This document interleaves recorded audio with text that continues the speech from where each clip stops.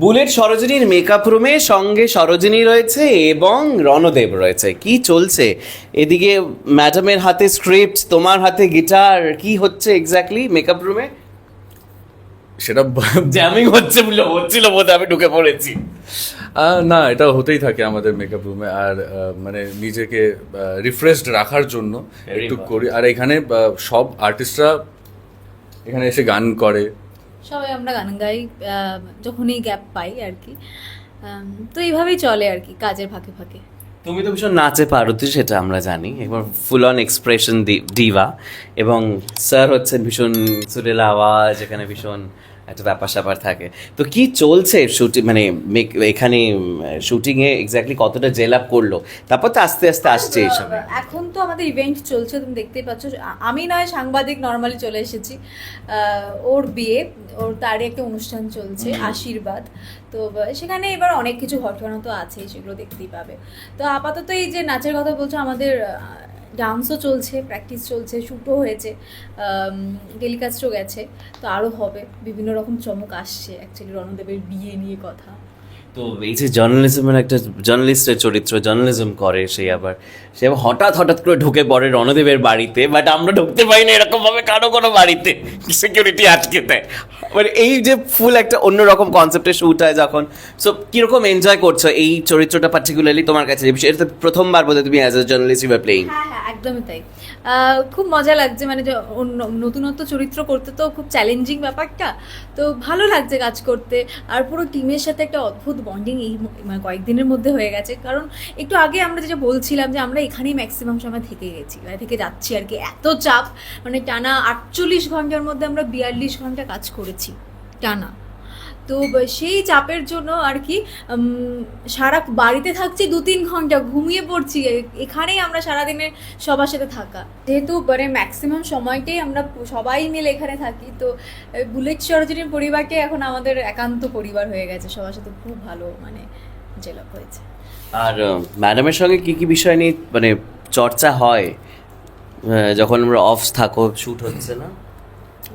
মানে সুযোগটাই আমরা খুব কম ও, পেয়েছি। সেটা সুযোগই হচ্ছে না। ওটা খুব কম। যেটুকু গ্যাপ পাই ও হচ্ছে ওর সব, মানে আমিও থাকি, খুব কম থাকি, বাট ওর সব গ্রুপের সাথে মানে গান বাজনা হয়, আমিও থাকি সেখানে। আর আমি মাঝে মধ্যে একটু বেশি গ্যাপ পেলে, হয়তো 1 ঘন্টা গ্যাপ পেয়েছে, আমাকে তখন আর কেউ দেখতে পায় না, আমি তখন ঘুমিয়ে পড়ি। একটা মানে ফ্লোরিয়েরই একটা ছোট্ট জায়গা আছে, সে কি ভীষণভাবে ভালোভাবে ঘুমিয়ে পড়ে টুক করে, যেরকম জায়গা পাবে। হ্যাঁ, ও ঘুমিয়ে পড়ে। আমার অধিরাজের ফোনে আছে তোমার ভিডিও, তোমার ঘুমানোর। তাই? অধিরাজকে বলবো স্টোরি দিতে। তুমি ঘুমাও না? আমি ওরকম ব্যাপারটা না, নেই। আমি যখনই ফাঁকা সময় পাই, আমি হয়তো গিটার নিয়ে বসি। ম্যাক্সিমাম টাইমস আমি গিটার নিয়েই বসি। হ্যাঁ, গান গাই। তুমি তো থাকোই পাড়াতে, তুমি এখানে বাড়ি ভাড়াই নিয়ে নিয়েছো, তোমার আবার কিসের কি? এখানে থাকা সত্ত্বেও আমি বাড়ি যেতে পারছি না। কেন? কিসের টানে? কিসের টানে? শুটিং এর টানে। শুধু শুটিং এর টানে? শুটিং এর টানে কি করব বলো? চাই যে বাড়িতে গিয়ে 1 ঘন্টা 2 ঘন্টা আমি ঘুমিয়ে আসবো, সেটাও হচ্ছে না। ও আচ্ছা, সেটা আর হচ্ছে। তুমি কি গেছো? ও এবং কি বলে ওই যে অর্ণব, ওরা তো বোধহয় যতটুকু আমরা জানি যে মুখোমুখি একটা কম্পাউন্ডে আমাকে থাকে। দুজনে দেখিয়েছে, আমি না এখানে থাকি, ও আমি না এখানে ওই 12th ফ্লোরে থাকি। মানে এইটুকুই আমি হচ্ছে জানি। পার্টি হয়? পার্টি হয় না? বাড়ি যাওয়া হয় না, পার্টি হবে কোথার থেকে? ওটা তো ছেড়ে মানে ওটা দিলাম। বোধহয় মানে ওটা স্বপ্ন, স্বপ্ন আমাদের। আমি খুব প্রশ্ন করে ফেলেছি। ভুল প্রশ্নই ওটা আমার মনে হয়। তোমার এখন এই প্রশ্নটাই করা হয়, বাড়িতে কি ঘুমোনো হচ্ছে? তো ঘুমোনো সময় পাচ্ছ? শরীর ঠিক আছে তো? শরীর ঠিক আছে তো? মাথা ব্যথা হচ্ছে না তো? আমাদের এই প্রশ্নই করো। সো কিরকম হচ্ছে এখন গল্প, কোন দিকে এগোচ্ছে? এবং আমরা তোমাকে দেখতে পাচ্ছি একটু অন্যরকম চরিত্রে।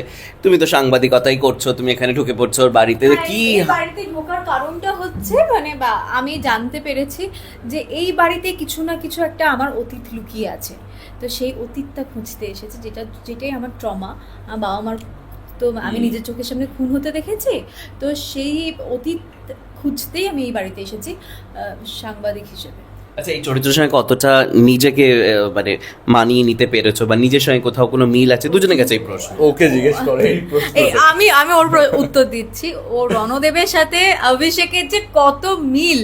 ও অর্ধেক সিন আসলে বলেছে, হ্যাঁ এটা না আমারই কথা, এগুলো আমিই বলি এভাবে। মানে ওর সাথে প্রচুর মিল রণদেবের। হ্যাঁ হ্যাঁ একদমই কিরকম- তাই। আর কিরকম খুব মিল আছে?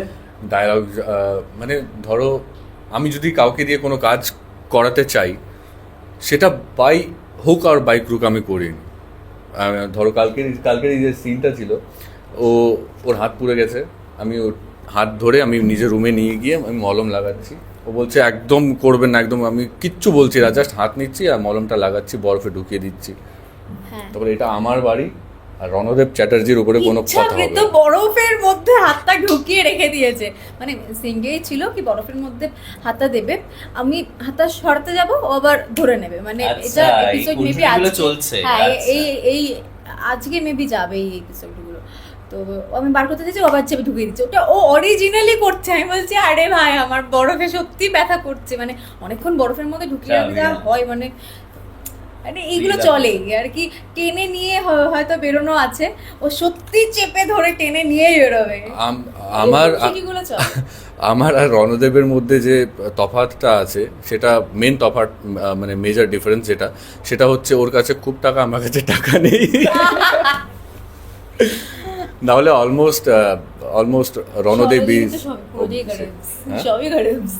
সরোজিনী না, সরোজিনী হচ্ছে মানে সরোজিনী মানে একটু মিডল ক্লাস টাইপের, কিন্তু দিয়া একটু একটু বড় লোক।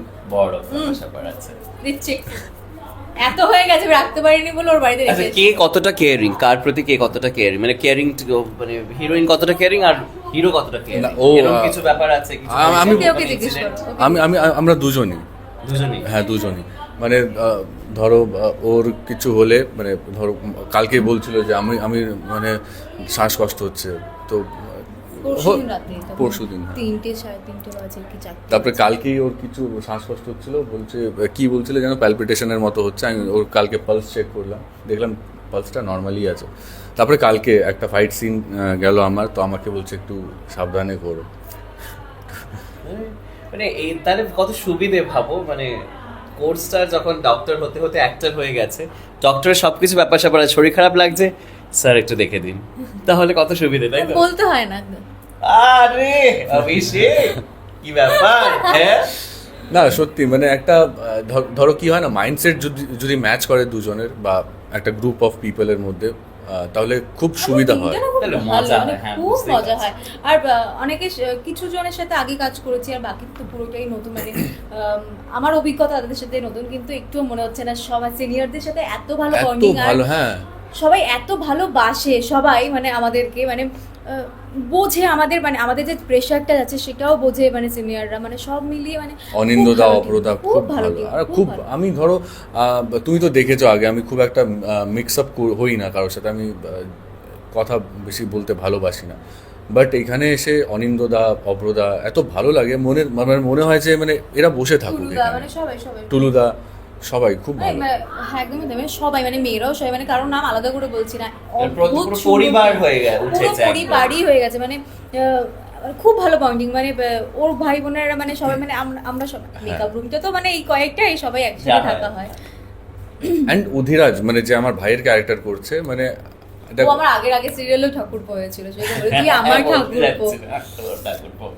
ও এত মানে ও যখন থাকে না, আমার ধরো ওই ছোট ভাইয়ের মতো ফিল হয়। আর যে আমার আমাদের নিজের ভাই। দুজনের আলাপ হয়েছিল কিন্তু অধিরাজের জন্মদিনে, আরে, তখন আমরা কাজ আচ্ছা করি। আচ্ছা আচ্ছা আচ্ছা, বাহ, দারুণ, মানে সেই আলাপ থেকে আজকে কোস্টার, হিরো হিরোইন, এবং আমরা শেষের দিকে সেটা হচ্ছে যে কি হতে চলেছে বুলেট সরোজিনীতে, কি চমক আমরা দেখব, বিয়ের পর্ব চলছে এখানে।